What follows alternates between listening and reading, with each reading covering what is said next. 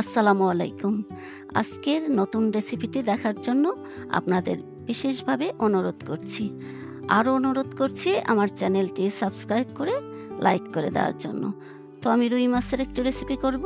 সেজন্য এই যে রুই মাছ নিয়েছি, এটা ধুয়ে পরিষ্কার করে নিয়েছি আমি। এখানে ৮ পিস মাছ আছে।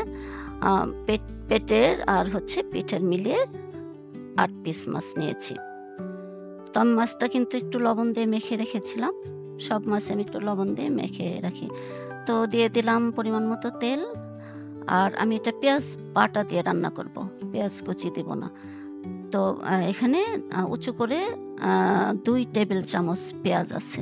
২ টেবিল চামচ বলতে ২.৫ টেবিল চামচ আর কি। আর দিয়ে দিলাম হচ্ছে আদা রসুনের পেস্ট ১ চা চামচ। পেঁয়াজটা তেলটা বেশি গরম হয়ে গিয়েছিল, তো আমি পেঁয়াজের পেস্টটা দেওয়ার সাথে সাথে এত হিট ছিল যে পেঁয়াজের কালারটাই চেঞ্জ হয়ে গেছে, যার জন্য আমি ক্যামেরা অফ করে দিয়েছিলাম। তা এখন দিয়ে দিচ্ছি একটু পানি। এটার মধ্যে কিন্তু অত বেশি মশলা লাগবে না, বাড়তির মধ্যে লাগবে টক দই আর রেগুলার যে মশলাটা সেগুলোই লাগবে। তো এখানে আমি আদা রসুন আর পেঁয়াজটা একটু ভেজে পানি দিয়ে দিলাম। এখন দিয়ে দেব বাকি মশলাগুলো। দিয়ে দিলাম 1/2 চা চামচ লবণ। লবণটা আপনারা আপনাদের স্বাদ অনুযায়ী দিয়ে দিবেন। এখন দিয়ে দিব 1 চা চামচ ধনিয়ার গুঁড়া, উঁচু করে 1 চা চামচ মরিচের গুঁড়া, আর হচ্ছে 1/2 চা চামচ হলুদের গুঁড়া, 1/2 চা চামচ জিরার গুঁড়া। যেহেতু বড় মাছ, তাই একটু ঝাল ঝাল হলে খেতে ভালো লাগে। তারপরেও আপনারা আপনাদের স্বাদ অনুযায়ী ঝালটা দিয়ে নেবেন। যে কোনো রান্না করতে গেলে মশলাটা কিন্তু ভালো করে কষিয়ে নিতে হয়। এটার বেলায়ও তাই, আমি খুব ভালো করে মশলাটা কিন্তু কষিয়ে নেব।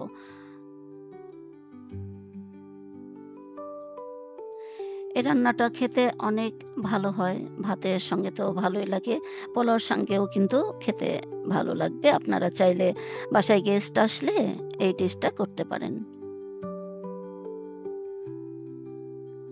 তো এই অফ ক্যামেরায় কিন্তু আমি আরও সামান্য একটু পানি দিয়ে আবারও মশলাটা কষিয়ে নিয়েছি। মশলাটা যত বেশি কষাবেন এটা টেস্টটা ততই ভালো হবে।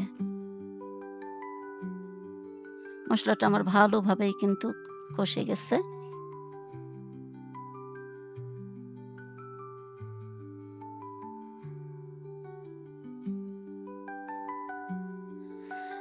এখানে আমি টক দই নিয়েছি, এটা পানি ঝরিয়ে ফেটিয়ে নিয়েছি। এখানে ২ টেবিল চামচ টক দই আছে।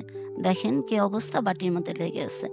আচ্ছা, কোনো ব্যাপার না, আমি এটা পরে পানি দিয়ে বাটিটা ধুয়ে দেব।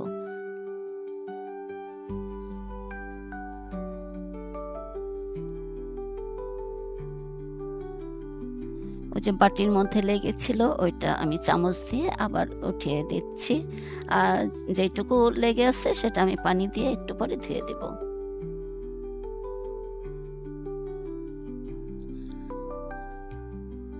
এই রান্নাটা অনেকে হয়তো করেছেন, খেয়েছেন। তো আমার এই রেসিপি ফলো করে একবার রান্না করবেন, ভালোই লাগবে খেতে। তো ওই টক দইয়ের বাটিটা ধুয়ে আমি আবার পানি দিয়ে আবার কষিয়ে নেব।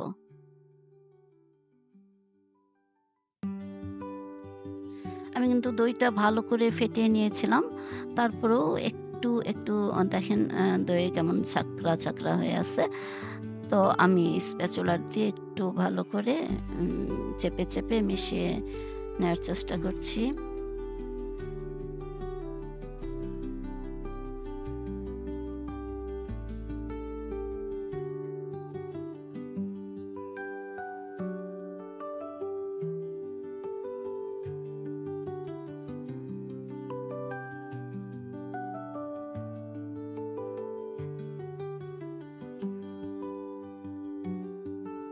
মশলাটা আমি খুব ভালো করে কষিয়ে নিয়েছি।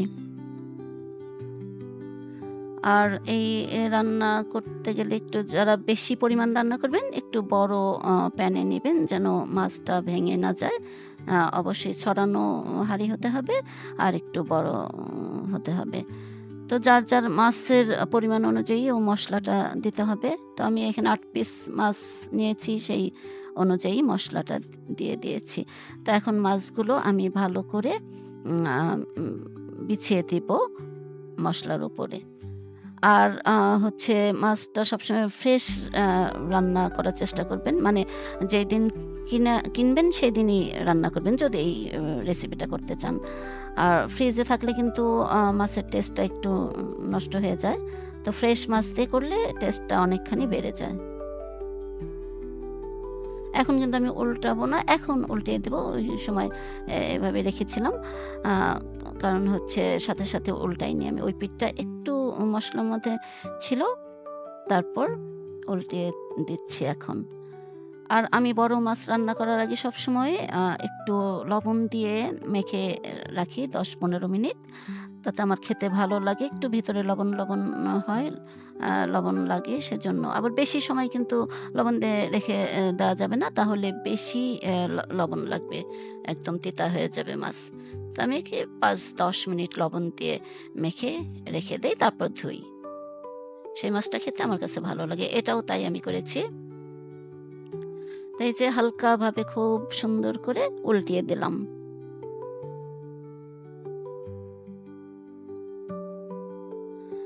মাছটা যেন ভেঙে না যায় সেজন্য আমি প্যানের হাতলটা ধরে ঝাঁকিয়ে দিচ্ছি।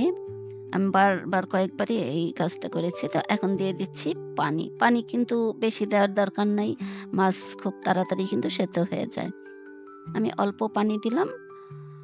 আর যেহেতু একটু মাখা মাখা হবে, অত পাতলা ঝোল হবে না, তাই পানি কম করে দিয়েছি। খুব কেয়ারফুলি উল্টায় দিতে হবে যেন ভেঙে না যায়।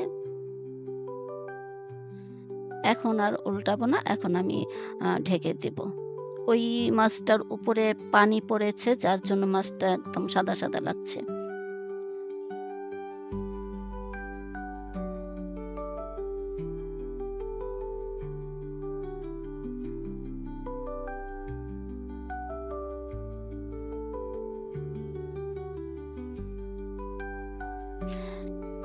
এখানে কাঁচামরিচ আমি দিয়েছি ২টা, সবুজ কালারের ২টা, লাল কালারের।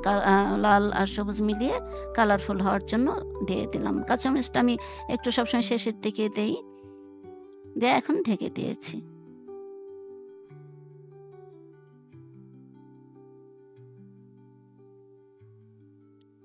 অনেকটাই হয়ে এসেছে, আর একটু পানিটা কমলে, ঝোলটা একটু কমলেই হয়ে যাবে রান্নাটা। আর কাঁচামরিচটাও আপনারা চাইলে আরেকটু বাড়িয়ে দিতে পারেন যদি ঝালটা একটু বেশি খেতে চান। আর হচ্ছে মাছ অনুযায়ী, মাছের পরিমাণ অনুযায়ী মশলাটা দিয়ে নেবেন। আবারও ঝাঁকিয়ে দিচ্ছি। বেশি বারবার উল্টাতে গেলে ভেঙে যাবে, সেজন্য আমি একটু বারবার ঝাঁকিয়ে দিলাম। এই তো রান্নাটা অলমোস্ট ডান।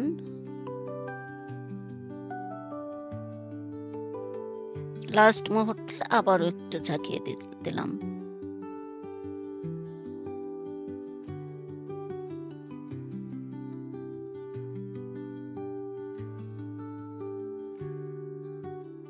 এখন আমি চুলা অফ করে দিয়েছি। এখন সার্ভিং ডিশে ঢেলে আপনাদের দেখাচ্ছি।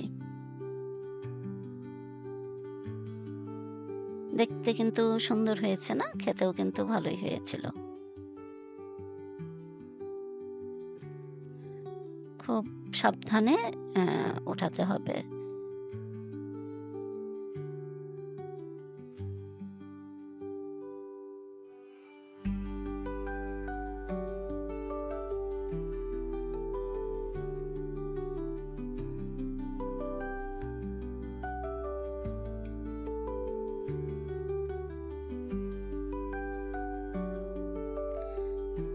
এই তো ফাইনাল লুক, দই দিয়ে রুই মাছ রান্না। তো আজকের মতো বিদায় নিচ্ছি। সবাই ভালো থাকবেন, আমার চ্যানেলটা সাবস্ক্রাইব করবেন, লাইক করে দেবেন, বেশি বেশি শেয়ার করে দেবেন। আল্লাহ হাফেজ।